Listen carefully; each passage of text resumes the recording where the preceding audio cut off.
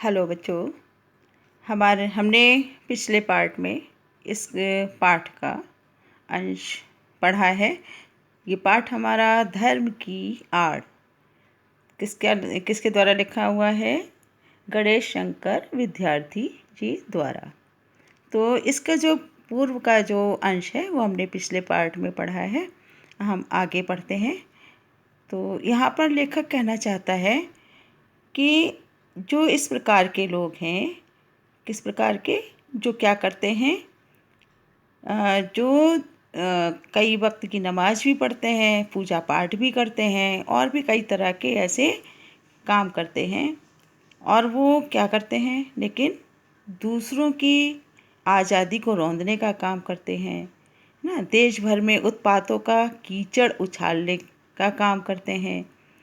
तो ऐसे लोग जो दूसरों को कष्ट देते हैं, मतलब एक तरफ तो वो धार्मिक बाह्याडंबर करते हैं और दूसरी ओर दूसरों को कष्ट पहुंचाने का काम करते हैं। तो ऐसे लोगों से तो लेखक का मानना है कि ऐसे लोगों से तो, ऐसे धार्मिक और दीनदार आदमियों से तो कौन से लोग अच्छे हैं? लामजहब और नास्तिक आदमी कहीं अधिक अच्छे और ऊंचे हैं।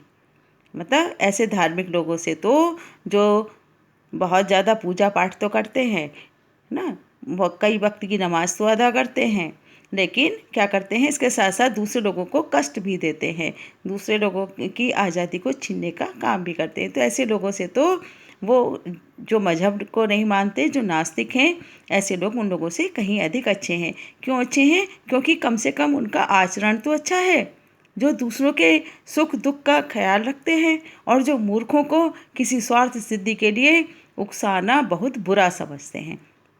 मतलब वो मानते हैं कि मूर्ख लोगों को, मूर्ख कौन? जो अनपढ़ हैं, जो ये नहीं जानने समझने की कोशिश करते हैं कि ये हम जो कर रहे हैं वो ठीक कर रहे हैं या गलत कर रहे हैं। किसी के कहने पर आकर क्या कर जाते हैं, वो आपस में ही लड़ बैठते हैं। तो ऐसे लोगों को क्या है, मतलब जो ऐसे जो मूर्ख लोग हैं, ऐसे मूर्खों को वो किसी अपने स्वार्थ सिद्ध के लिए, अपने किसी फायदे के लिए उकसाना बहुत बुरा समझते हैं। ईश्वर इन नास्तिकों और लामजहब लोगों को अधिक प्यार करेगा। लेखक का मानना है कि ऐसे जो आस्तिक लोग हैं ना, ऐसे आस्तिक लोगों से तो ऐसे नास्तिक लोगों को ईश्वर अधिक प्यार करेगा, और वह अपने पवित्र नाम पर अपवित्र काम करने वालों से यही कहना पसंद करेगा। क्या कहना पसंद करेगा? मुझे मानो या ना मानो, मुझे मानो या ना मानो, तुम्हारे मानने ही से मेरा ईश्वरत्व कायम नहीं रहेगा। तुम मुझे मानो या ना मानो, उससे मेरे ऊपर कोई फ़र्क नहीं पड़ता। तो ईश्वर ये मानता है कि ऐसे लोग जो दूसरों को कष्ट देते हैं, अगर वो मुझे माने या ना माने, इससे मेरे ईश्वरत्व पर, मेरे बड़प्पन पर कोई भी असर नहीं पड़ेगा। दया करके वो कह रहे हैं कि मनुष्यत्व को मानो, मनुष्यत्व को मानो, पशु बनना छोड़ो और आदमी बनो। क्या करो? तुम मनुष्यत्व को मानो, मतलब मानवता को मानो, और पशु बनना छोड़ो। पशु किस प्रकार के लोग होते हैं? जो सिर्फ कहते हैं ना, यही पशु प्रवृत्ति है जो आप ही चरे ना। मनुष्य क्या करता है? मनुष्य तो दूसरों के दूसरों का भी ख्याल रखता है, दूसरों का ख्याल रखते हुए ही अपना ख्याल रखता है। लेकिन पशु क्या करता है? पशु को दूसरे से के ख्याल से कोई लेना देना नहीं होता, उसे तो सिर्फ अपना ही पेट भरना होता है। तो इसलिए एक लेखक ने ईश्वर के द्वारा ये पंक्तियाँ कही हैं कि क्या करो? मनुष्यत्व को मानो और पशु बनना छोड़ो और आदमी बनो, मतलब मानव बनो। मानव का क्या दायित्व है? मानव का दायित्व है कि वो दूसरों का भी ख्याल रखे, अपना भी ख्याल रखे और दूसरों का भी ख्याल रखे ना। जैसे कहते हैं ना, खुद जियो औरों को भी जीने दो। तो यही सिद्धांत मानने की बात लेखक कहता है। तो अब इस पाठ में कुछ पॉइंट्स उभर कर आए हैं। तो इस पाठ में जो पॉइंट्स उभर कर आए हैं वो क्या हैं? सबसे पहला पॉइंट है धर्म का दुरुपयोग। क्या है इसका? सबसे पहला पॉइंट है धर्म का दुरुपयोग होता है। तो धर्म का दुरुपयोग का क्या अर्थ है कि पश्चिमी देशों में अमीर और गरीब के बीच की असमानता को दूर करने के लिए साम्यवादी विचारधारा का उदय हुआ था, लेकिन भारतवर्ष में वह स्थिति नहीं है। यहाँ की जनता की शक्ति का दुरुपयोग धर्म की आड़ में किया जा रहा है, जिसका फायदा कुछ स्वार्थी लोग उठा रहे हैं। यदि इसे नियंत्रित करने का उपाय नहीं ढूंढा गया तो आपसी कलह निरंतर विकराल होती जाएगी। दूसरा पॉइंट इसमें निकल कर आया है धर्म एवं सदाचार के बीच संबंध। लेखक के विचार से धर्म की उपासना के लिए सभी को स्वतंत्रता प्राप्त होनी चाहिए। धर्म का संबंध आत्मशुद्धता तथा सदाचार से होना चाहिए, क्योंकि सच्चा धर्म यही है। इसे आपसी टकराव या दूसरों की स्वाधीनता की हानि के लिए उत्तरदायी नहीं बनाना चाहिए। यदि कोई इस प्रकार से धर्म का उपयोग करता है तो वह केवल धर्म का ही विरोध नहीं बल्कि देशद्रोही भी है। इसमें स्वाधीनता संग्राम के उन लोगों को सबसे बुरा माना गया है जब इसमें मौलवियों और धर्मगुरुओं को का हस्तक्षेप आवश्यक समझा गया, क्योंकि इन्होंने लोगों में मजहबी प्रपंच तथा उत्पाद भर दिया। तीसरा पॉइंट निकल कर आता है इसमें धर्म की कसौटी। गांधी जी ने धर्म को सर्वाधिक महत्व दिया। उनके अनुसार धर्म का अर्थ था ऊंचे और उदार तत्व। अजान देने, शंख बजाने, नाक दबाने एवं नमाज पढ़ने का नाम धर्म नहीं है।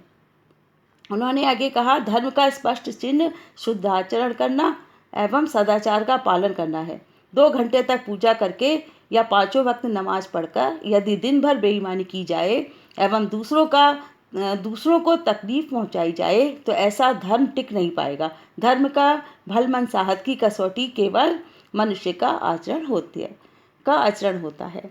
अगला पॉइंट निकल कर आया था सच्चे धर्म से भटकाव। हम जो है वो सच्चे धर्म से हम भटक चुके हैं। हमारे देश में धर्म के नाम पर अपराध और शोषण होते रहते हैं। एक धूर्त व्यक्ति आत्मा तथा ईश्वर के नाम पर जन समूह को भटकाकर उनकी शक्ति का दुरुपयोग अपना उल्लू सीधा करने में करता है। यह केवल हमारे देश की ही बात नहीं है बल्कि ऐसा अन्यत्र देशों में भी हो रहा है। धर्म के नाम पर उबल पड़ने वाला साधारण आदमी धर्म के मर्म को जाने बिना ही मरने मारने पर उतारू हो जाता है, जिससे समाज में गृह युद्ध की स्थिति उत्पन्न हो जाती है जो निरंतर देश को खोखला करती रहती है। इससे राष्ट्र का विकास जो है वो बाधित होता है।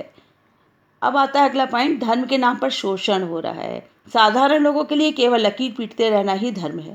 धूर्त एवं चालाक लोग हमेशा ही गरीबों को भटकाकर उनका शोषण कर उनसे श्रम कराकर उन्हीं की कमाई से अपना जीवन यापन करते हैं।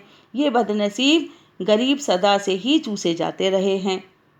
यह अत्यंत दयनीय स्थिति है जिसके कारण साम्यवाद तथा बोल्शेविज्म का उद्भव हुआ। कुछ स्वार्थी लोग जनसमूह की वृद्धि पर पर्दा डालकर धर्म, ईमान, ईश्वर, आत्मा आदि के नाम पर उन्हें आपस में लड़ाते भिड़ाते रहते हैं और अपना आसन उन्हीं के दम से ऊंचा करते हैं। अगला पॉइंट आता है कि धर्म की सच्ची उपासना क्या है।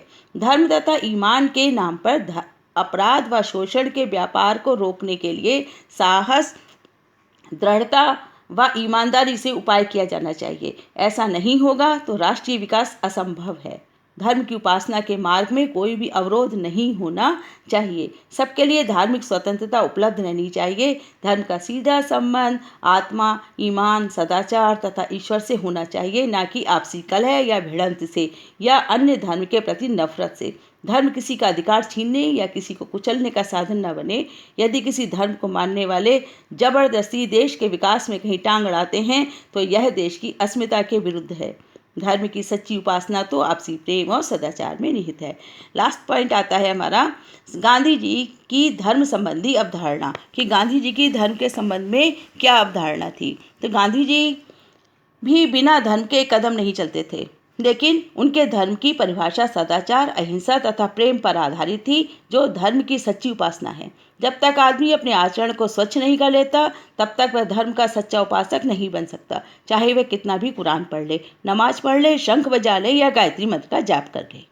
धर्म के इन सभी बाह्य कृत्यों को करते हुए यदि कोई मनुष्य लोगों की आज़ादी छीनने की कोशिश करता है या उन्हें उचित रास्ते से भटकाता है तो वह निसंदेह देश का दुश्मन है। इनसे अच्छा तो वह नास्तिक है जो धर्म से परे होकर या जो धर्म से अलग होते हुए भी आदर्श मानवीय मूल्यों के साथ जीता है। तो ये चैप्टर है हमारा धर्म की आड़ में किस तरह से कैसे कैसे लोग क्या करते हैं, अपना स्वार्थ सिद्ध करते हैं। इस बात को स्पष्ट करने के लिए गणेश शंकर विद्यार्थी जी ने यह पाठ लिखा, धर्म की आड़।